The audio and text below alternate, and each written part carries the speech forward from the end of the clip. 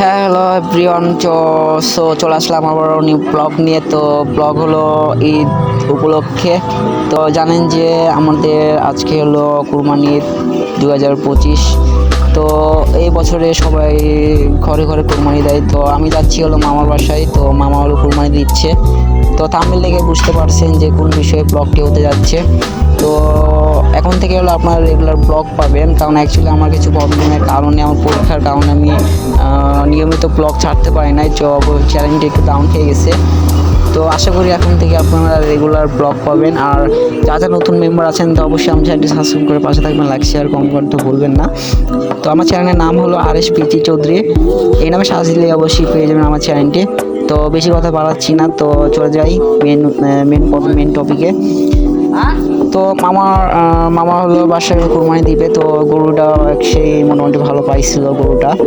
তো ওখানে গিয়ে দেখতে গোস্ত কুরবানি, এমনকি অ্যাকচুয়ালি আমি বর্তমানে আমি রিভিউটা দিতে পারবো না, কারণ গরুর ভিডিওটা আমার কাছে অ্যাকচুয়ালি ছিল না। বাট ওই সময়টা আমি যাইতে পারি নাই, গরু কাটার পর যখন গোস্ত কাটে তখন ওই সময়টা গেছি আমি। তো এখন আছি হলো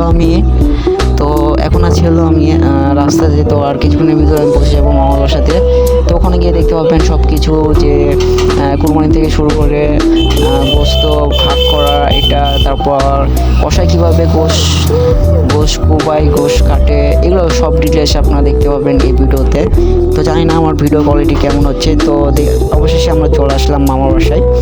তো দেখতে পাচ্ছেন যে কষাই গোশ কাটছে। তো সামনে যেটা দেখতে পাচ্ছেন লুঙ্গি পরে গায়ে সেন্ডুন যে একটা, এটা হলো আমার নানা হয়।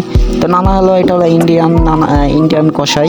তো সেই জন্য আর কি বলবো, নানাকে হলো কষাই হিসেবে নেওয়া হয়েছে। আর এটা হলো আমাদের মামার বাসা। আর সুপাতে যেটা দেখতে পাচ্ছেন এটা হলো আমার মামা। তো মামাই হলো কুরবানি দিচ্ছে এবার। তো আমার একটু প্রবলেমের কারণে আমরা দিতে পারি নাই, তো সেই জন্য মামাটা বাসাতে। আর এখানে হলো দুজন গোশ কোবাচ্ছে, একটা নানা। আর যেটা ব্ল্যাক কালার যে গেঞ্জিটা পরা আছে এটা হলো মামা হয়। তো দেখতে পাচ্ছেন এখানে গোশ কাটা অলরেডি শেষ মোটামুটি। আর এখানটা হলো মাংস ভাগ করে রাখছে যে কত কেজি হবে। তো আল্লাহর রহমতে আপনাদের দোয়াতে তো গরু মাংস হিসেবে হলো 66 কেজি। যাক, ভালোই পাইছে গরুটা আনুমানিক। তো গরুটা নিয়েছিল হলো 60 থেকে হলো 65 বা যাই হোক 50 বা আনুমানিক নিয়ে দাম। আর ওটা হলো গরুর মাথা। তো আমরা দেখবো যে মাথাটা কীভাবে কাটিয়ে পাটিয়ে করে।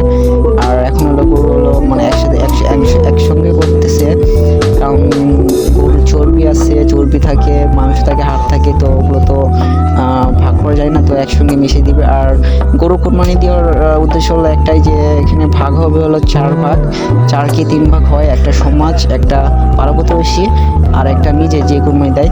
তো তখন মামা বলছিল যে আমার একটা ভিডিও শ্যুট কর। তো সেই জন্য আমি শ্যুট করে দিলাম। মামা হলো যে হাসি নিয়ে ছিলতেছে, ঠিক আছে।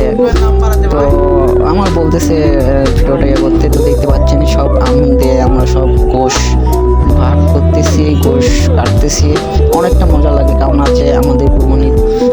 আর দুঃখের বিষয়টা একটাই, যা কুরবানি দিতে পারেন নাই, তো অবশ্যই আল্লাহর কাছে নিয়াত রাখবেন যেন তারা কুরবানি দিতে পারে পরবর্তীতে, আরেকবার, ঠিক আছে। তো এগুলো কাটাকুটি গুছানো সব কিছু কমপ্লিট হওয়ার পর যে দেখতে পাচ্ছেন যে গরুর যে মাথাটা, এই মাথাটা একজন মগজ বলে, যে আমাদের যে মগজটা থাকে এটা হলো গরুদের সেই মগজ। তো এটা হলো ছিলতেছে কিভাবে সেটা দেখতে থাকুন আপনারা। সো গাইস, এই ছিল আজকের ভিডিও। তো নেক্সট কোনো ব্লগে নেক্সট কোনো ভিডিওতে দেখা হচ্ছে, আর আমাদের সঙ্গে থাকবেন। ধন্যবাদ।